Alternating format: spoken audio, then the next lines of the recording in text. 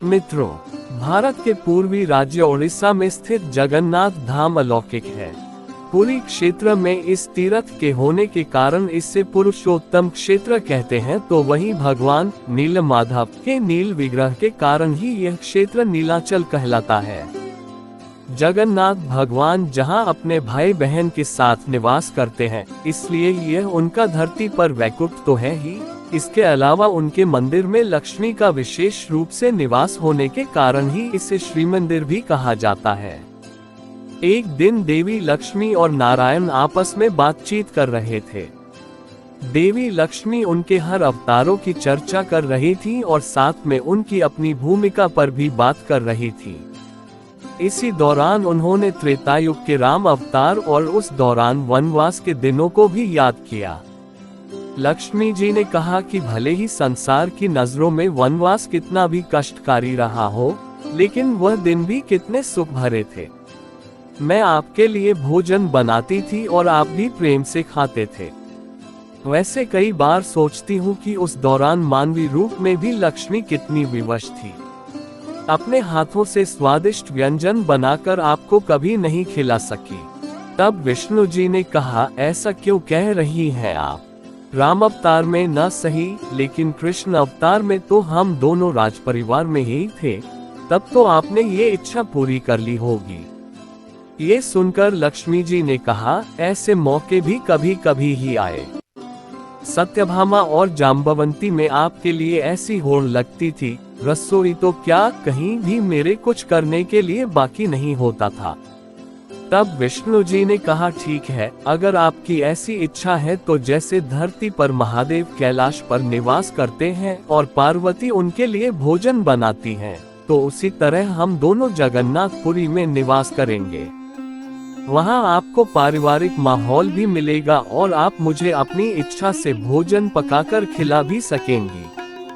विष्णु जी की यह बात सुनकर देवी लक्ष्मी बहुत खुश हुई, लेकिन भगवान विष्णु ने इसमें एक शर्त भी जोड़ दी कि महाभोग सिर्फ और सिर्फ मेरे लिए ही रहेगा, आप इसे किसी को भी नहीं देंगी। लक्ष्मी ने उनकी ये बात मान ली। इस तरह पुरी के मंदिर में महाभोग बनने लगा। एक दिन महादेव शिव और ब्रह्मदेव महाभोग की लालसा में पुरी पहुँचे। देवी लक्ष्मी ने उनका स्वागत फल और मिठाइयों से किया, लेकिन महाभोग नहीं दिया। ब्रह्मा जी ने देवी लक्ष्मी से कहकर ये प्रसाद मांगा, तो उन्होंने साफ मना कर दिया और कहा कि नारायण ने शर्त रखकर वचन लिया है, महाभोग सिर्फ उनके लिए है। ऐसे में शिवजी और ब्रह्मा जी निराश होकर लौट आए। इस तरह कई वर्ष गुजर गए। महाभोग सिर्फ भगवान विष्णु के लिए बनता रहा और सभी लोग उसे पाने की लालसा करते रहे। लेकिन एक दिन ऐसा भी मौका आ गया जिससे सभी को महाभोग पाने का सुख मिला। हुआ यूं कि एक बार देवर्षि नारद कहीं जा रहे थे। उनके कानों में हरि कीर्तन की आवाज पड़ी तो वह उस दिशा में चले गए। वहां जाकर देखा तो एक हरिभक्त एक तारा बजाते हुए प्रभु कीर्तन कर रहा है। कुछ अन्य लोग भी वहां मौजूद थे। देवर्षि नारद भी कीर्तन में शामिल हो गए। कीर्तन समाप्त होने के बाद उस भगत ने सभी को प्रसाद दिया। देवर्षि नारद को भी थोड़ा प्रसाद मिला, लेकिन जो भी मिला उन्होंने उससे सहर्ष स्वीकार किया और ग्रहण किया। प्रसाद इतना अलौकिक था कि उस थोड़े में ही नारद मुनि को तृप्ति हो गई और वह उसका गुणगान करने लगे। तब उस भगत ने कहा कि ये तो नारायण के चरणों का बहुत सामान्य प्रसाद है। अगर आपने जगन्नाथ में महाप्रभु का महाभोग चख लिया तब तो सब कुछ भूल ही जाएंगे। ये सुनकर देवर्षि नारद चौंके और बोले, महाभोग ये क्या होता है? मुझे तो इस बारे में कोई जानकारी ही नहीं है। भगत ने उनकी उत्सुकता देखकर सारी बात बताई और यह भी कहा कि यह महाप्रसाद नारायण के बड़े से बड़े भक्तों को भी नहीं मिला, बल्कि ब्रह्मदेव और शिवजी भी इसे अभी तक नहीं चख सके। अब नारद मुनि को थोड़ा सा अभिमान हुआ कि मैं तो नारायण का सबसे परम भक्त हूँ, मुझे तो तुरंत ही ये प्रसाद मिल जाएगा। ऐसा सोचकर वह वहां से चले गए। असल में ये भगत कोई और नहीं, शिवजी का ही एक गण था, जिसने उनके आदेश पर ही यह सब किया था। भगत से महाभोग की बात सुनकर देवर्षि नारद तुरंत ही नीलाचल के जगन्नाथ धाम पहुँचे। वहाँ वह देखते हैं कि खुद देवी लक्ष्मी प्रभु का प्रसाद बना रही है। ये देख नारद मुनि बहुत चकित हुए। उन्हें देखकर लक्ष्मी जी ने उनसे उनके आने की वजह पूछी तो उन्होंने कहा कि वह तो सिर्फ नारायण के दर्शन करने आए हैं। लक्ष्मी जी ने कहा, चलिए, उनका ही भोजन लेकर चल रही हूँ, आप भी दर्शन कर लीजिएगा। नारद मुनि जो महाभोग पाने की लालसा में ही जगन्नाथपुरी पहुँचे थे, वह तुरंत ही देवी लक्ष्मी के पीछे चल पड़े। भोजन कक्ष में जब तक नारायण भोजन करते रहे, नारद मुनि उन्हें देखते रहे। फिर जब प्रभु ने खा लिया और वहां से चले गए, तब देवर्षि देवी लक्ष्मी से उसका प्रसाद मांगने पहुंचे, लेकिन लक्ष्मी जी ने मना कर दिया।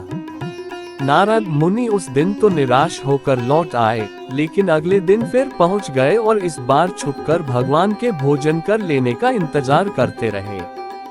जब भगवान ने भोजन कर लिया तो नारद मुनि ने चुपके से थाली से एक कटोरी उठा ली, जिसमें थोड़ा खिचड़ी भात रह गया था। जैसे ही नारद मुनि ने उससे भात निकालना चाहा तो वह असफल रहे। कटोरी से एक भी दाना नहीं उठा। हार कर वह देवी लक्ष्मी को कटोरी वापस करने पहुंचे और इसका कारण पूछा, तो उन्होंने कहा, प्रभु के आदेश और मेरे वचन के कारण कोई अन्य इस महाभोग को चख भी नहीं सकता है। ऐसा कहते हुए लक्ष्मी जी ने बची हुई खिचड़ी भात निकालकर चिड़ियों को चुगा दिया। नारद मुनि बहुत निराश हुए।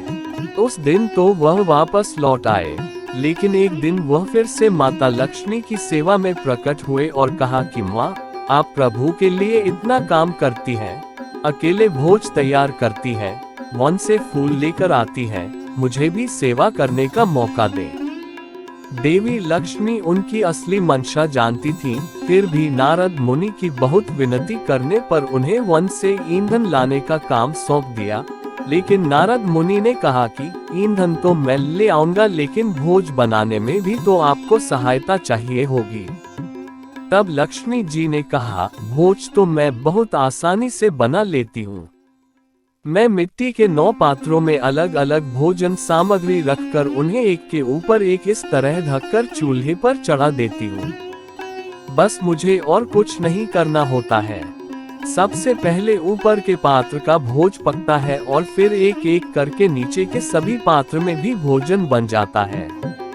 माता लक्ष्मी ने ऐसा कहकर करते हुए भी दिखाया। नारद मुनि ने ये देखा तो देखते ही रह गए। उन्हें अभी तक महाभोग चखने को भी नहीं मिला था और इस रहस्य को देखकर तो वह चकरा ही गए। कहते हैं कि पुरी धाम में आज भी माता लक्ष्मी की ही कृपा से महाभोग तैयार होता है। इसकी विधि भी ऐसी ही है जैसे माता लक्ष्मी ने बताई थी। प्रतिदिन जगन्नाथ महाप्रभु को 56 भोग लगाया जाता है और फिर दर्शन करने आए श्रद्धालुओं में ये प्रसाद बांटा जाता है। लेकिन सवाल ये है कि क्या नारद मुनि को ये महाभोग मिल पाया?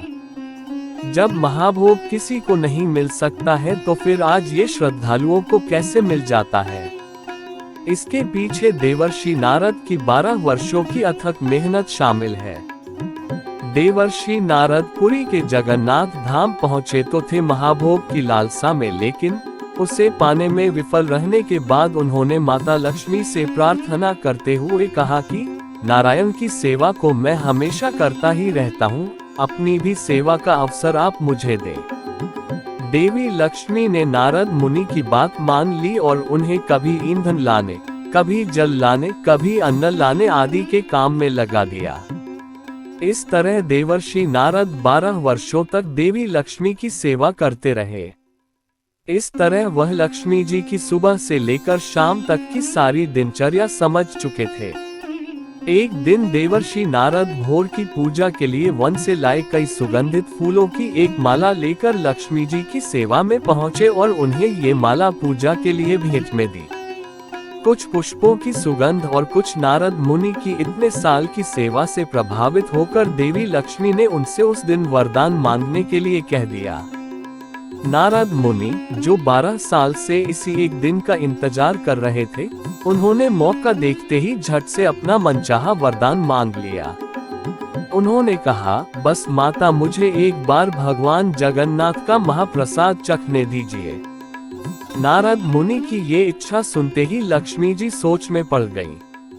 अब यह तो नारायण को दिया वचन भंग होने वाला था, या फिर नारद मुनि को दिया वरदान। ऐसे में उन्होंने देवर्षि से कहा, ठीक है, सही समय आने पर मैं आपको महाभोग जरूर खिलाऊंगी। नारद मुनि ये सुनकर खुशी खुशी वहां से चले गए। अगले दिन जब नारायण भोजन करने पहुंचे तब देवी लक्ष्मी को चिंता में देखकर उसका कारण पूछा। उनके पूछने पर महालक्ष्मी ने उन्हें देवर्षि नारद को दिए वरदान के बारे में बताया। सारी बात सुनकर विष्णु जी बोले, ठीक है देवी, आपका वरदान मेरा भी वरदान है।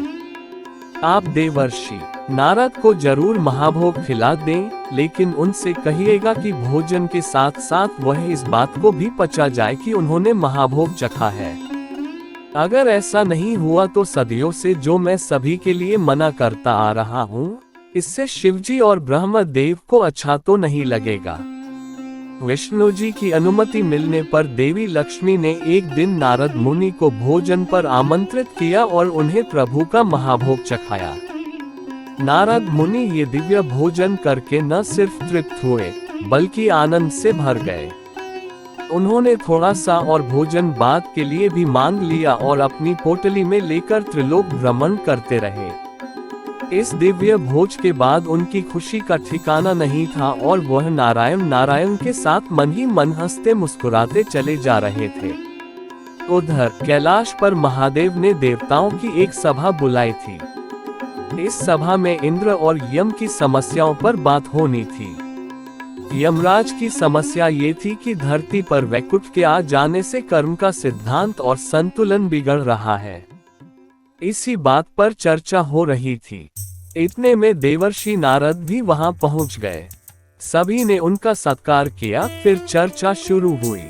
इस दौरान महादेव ने कहा, वैसे ये तो बड़े आनंद की बात है कि धरती पर जगन्नाथ धाम स्थापित हुआ है और श्रद्धालुओं को धरती पर ही वैकुंठ का सुख मिल रहा है। क्या इससे भी बड़े आनंद की बात हो सकती है? देवर्षि नारद, जो कि अभी तक महाभोज के स्वाद में ही डूबे हुए थे, अचानक ही बोल पड़े, हो सकती है महादेव, बिल्कुल हो सकती है। अगर आपने जगन्नाथ धाम का महाभोज चखा हो तो। ये सुनकर शिवजी समेत सभी लोग सकपका गए। वहीं नारद मुनि भी घबरा गए कि अनजाने में उन्होंने ये क्या बोल दिया।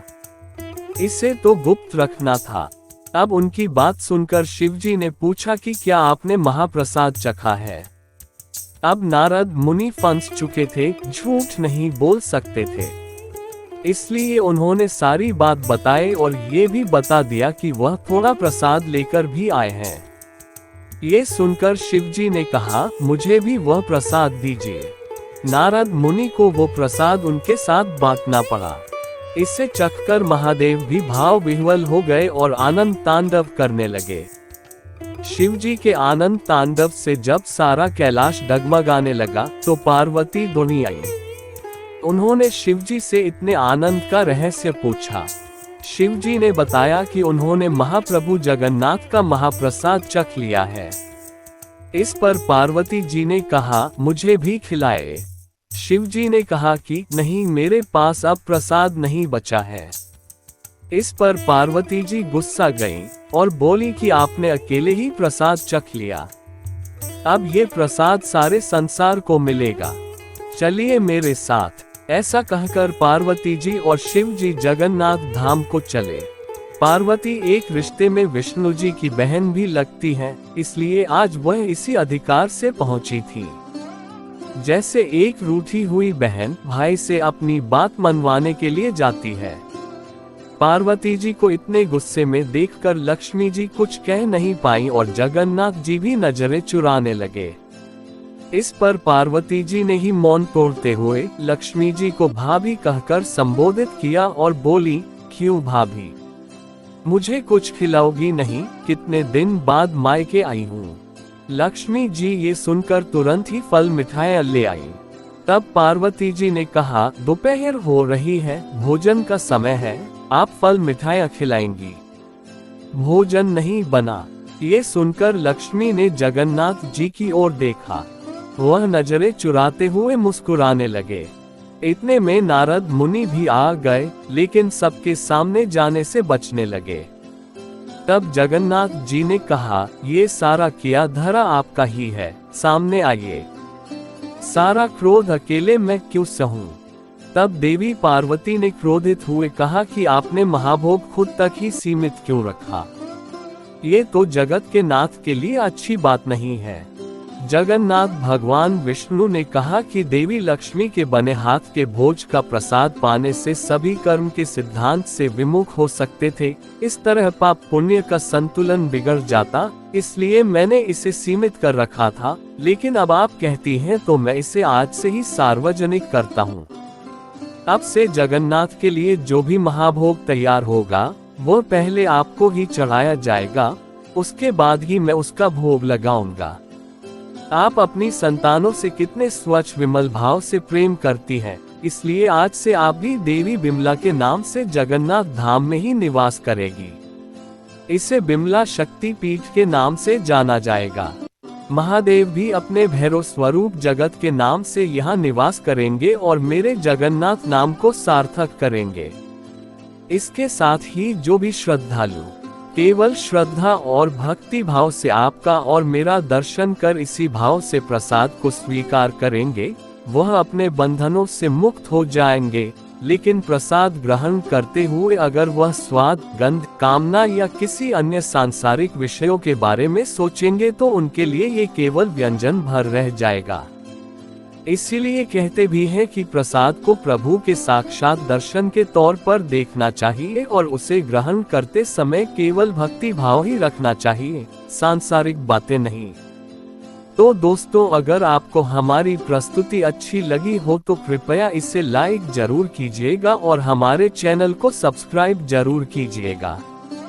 जय जगन्नाथ।